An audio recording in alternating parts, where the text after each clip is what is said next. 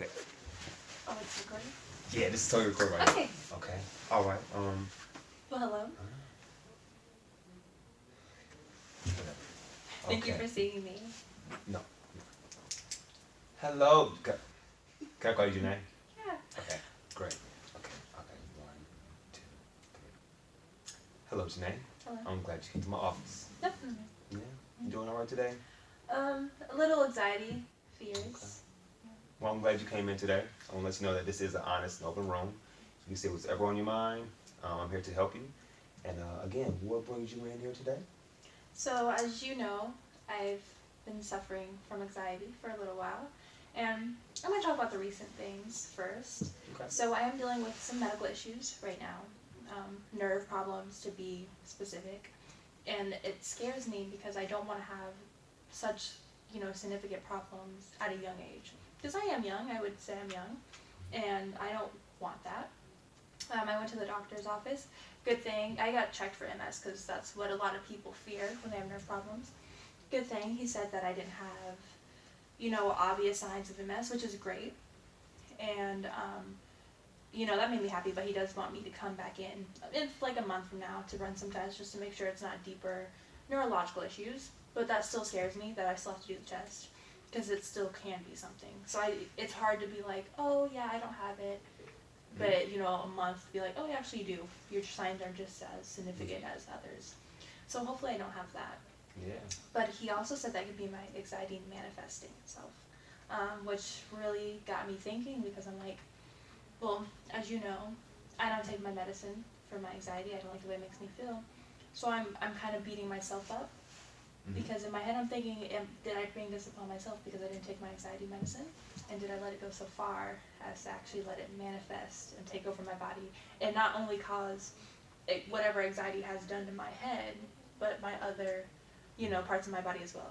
Other neurological, especially neurological. It's very scary. I feel scared. So even though it's scary, I'm glad you came in here. Yeah. Seriously, because it's interesting. Even though that you feel these ways, I'm glad that you had enough strength to go to the hospital and get checked out from the doctor because that can be scary in itself, going somewhere and getting an answer that you may not even want to have.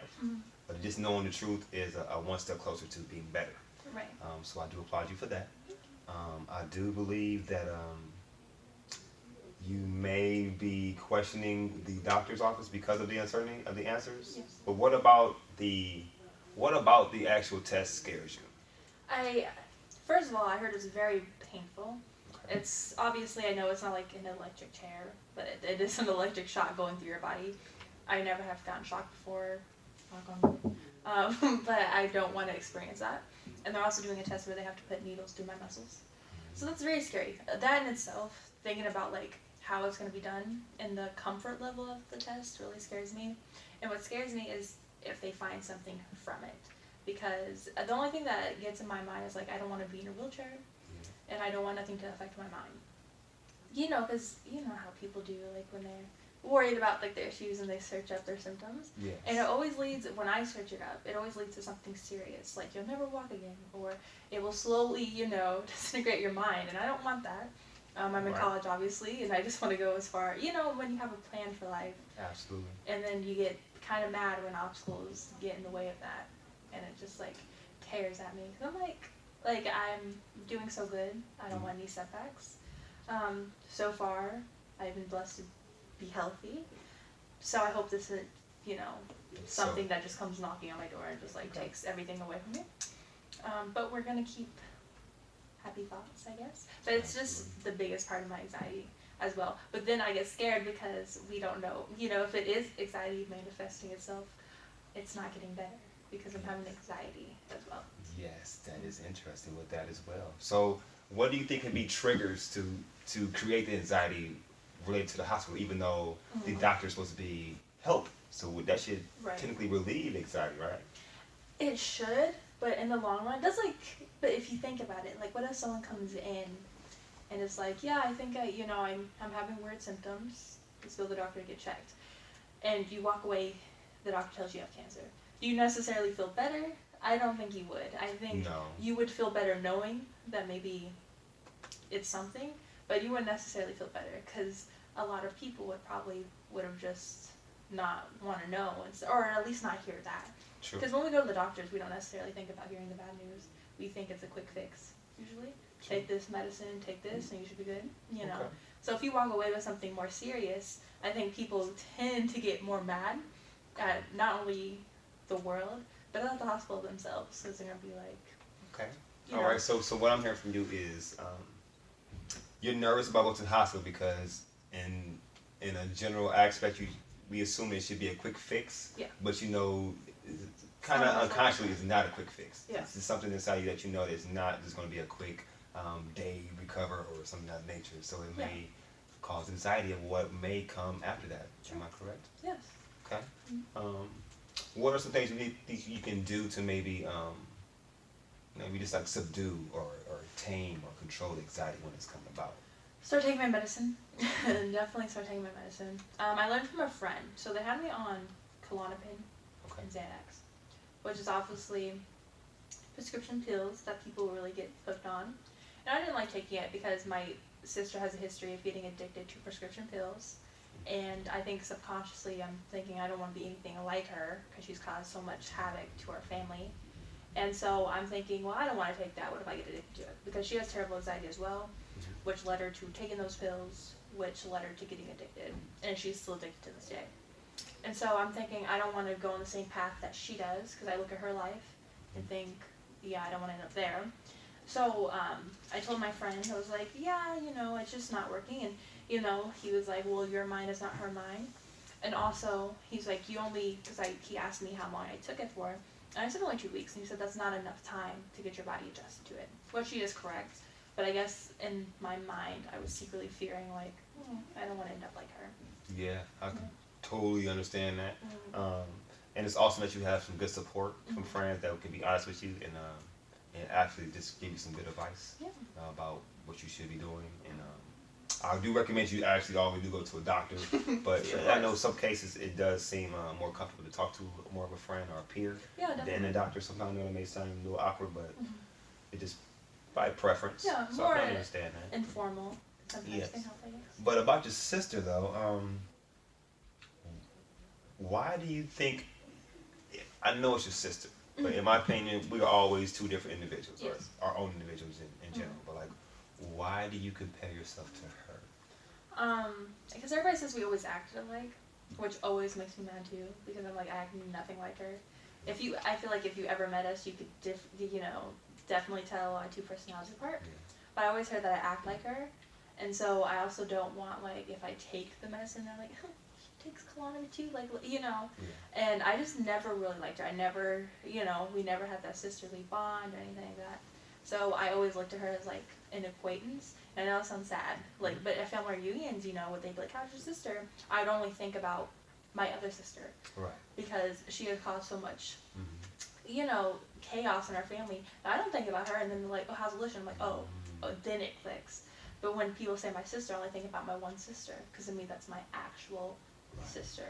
And what's funny is we're all everybody in my family except my twin is half brothers and half sisters. So it's not even about the half aspect, it's just about how she acts. Because honestly, she is my half sister. So some people may not consider that like a full sister. Right. But in my head I'm thinking it's not even about that, it's just the fact that you're weird. That sounds bad. But. No, being honest, and I like that because what I really want to get to is why do you think the medicine is going to be the X factor? It's going to make you act like your sister. Because we're taking it for the similar reasons. And she had really bad anxiety from 3rd grade, and my mom actually had a homeschool her, and she graduated, obviously, she got her GED, but she dropped out due to anxiety, and I guess because it's just like parallels. I'm scared it's parallels. People say we act alike, we both have anxiety, we're both prescribed the same type of medicine. So I feel like it's like a parallel, and I don't want it to be. And also, she's been like this since I was young.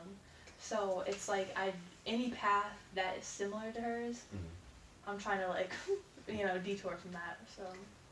Now, this is just a question. Do you think that's something maybe you could, we could pry more into? Yeah. Possibly? Definitely. Because I just feel like from it being a parallel type of scenario between you and your sister, how many parallel scenarios actually have came true? Like in your head, you know, how you feel like, okay, this is my sister, and we people say we do this, so I understand like you start to maybe believe that, but how much of it is actually true? I think that's what's hard for me to differentiate how much, because the thing is when we have anxiety attacks, we act similar, and I see that. I personally see it, and it's because we freak out. We don't know how to breathe properly. And so when I see her doing it, it's weird because it's like when I see her doing it, I'm like, girl, get up. Like, you know, I'm like, it's not that deep. Yeah. But then when it's me doing it, you know, Right. you feel like you're dying because you're having a panic attack. So it kind of scares me because one day I was evaluating myself, and then I was like, it is kind of scary, like, that we both do similar things. But other than that, I don't think that we're too similar. Okay. But I'm just always fearful that we are. So you feel like what I'm saying, what I'm hearing is the things you and your sister are similar, have similar characteristics in, are to you some negative things, Yeah. and those are things that you have, in a sense, a phobia of becoming Yes. because you see what they are like. Okay. So besides that being a phobia, what are like what? How many times did that phobia come true?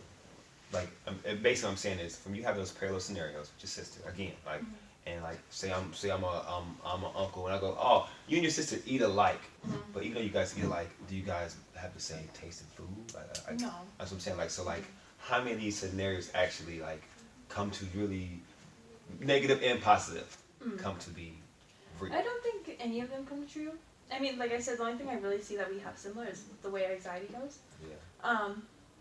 Yeah, I think that's the only thing really.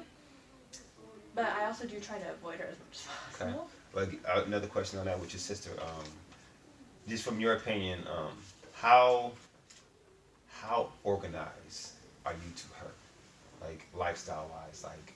Well, she used to live with me and my mother, because she was a drug addict, and she needed somewhere to stay.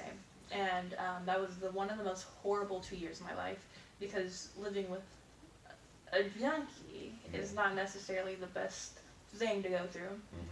So when my mother finally said, you know what, you're not getting any better, the reason you came in here was to get help, you know, my mom had to kick her out. She was like, you're just not doing anything. You're not living up to your expectations of what you can be. And she said, as far as I can tell, I'm enabling you because I'm giving you a place to live, basically, and you're still doing the same thing you're doing.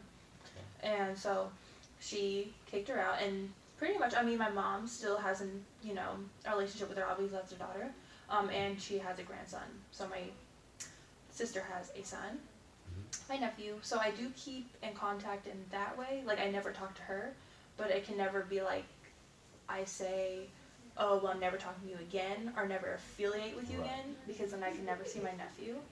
And that's something I don't want to do, because I'm big on my nieces and nephews, so I never want to cut him off, because he's innocent in the situation. Well, in my opinion, when we have relationships like that, I feel like to make things more realistic on our end is, to me, it's impossible to take the child without the mom.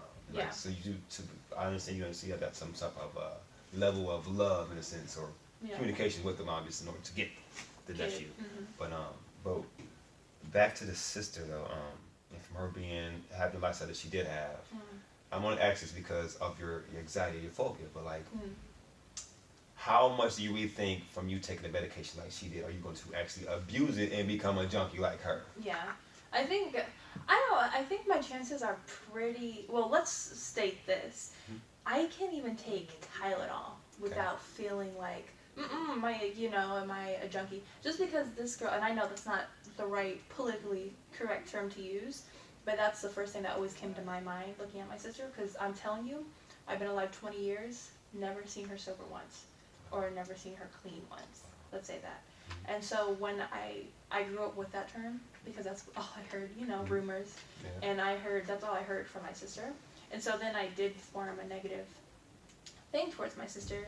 So when I say junkie, that's just kind of that's the first term that comes to my mind. No, it's fine. Maybe I should rephrase the question. Since I'm just saying, like, from you seeing the lifestyle that she's had, or the decision she's made, and compared to your decision, how you know you act, like, what are the chances that you will become like her from the medication you're supposed to take? Right.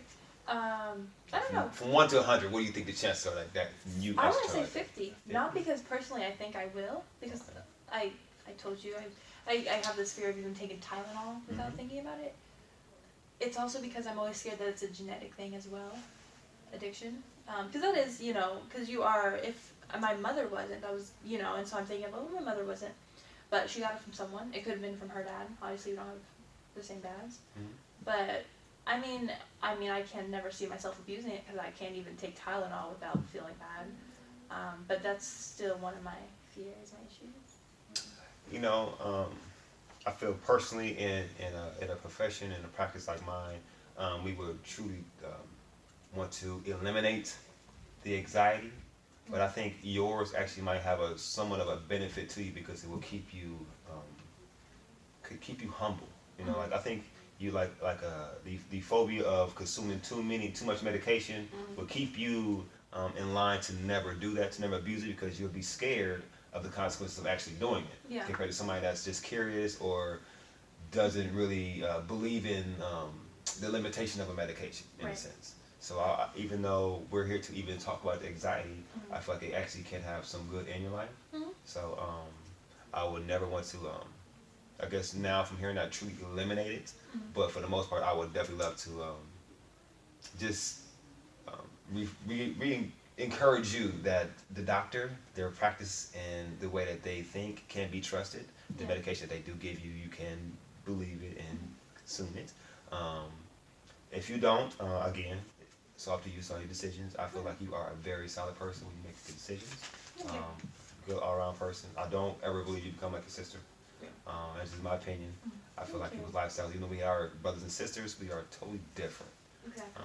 Even though we have a lot of similar characteristics, the cores of us are different. Right. Like, seriously. One Definitely. might like pop, one might like water, and there's Yeah. no reason why. Yeah. But just with that saying, I just really feel like your anxiety can be something that you can overcome one day. There's Yeah. nothing that's too over pressure.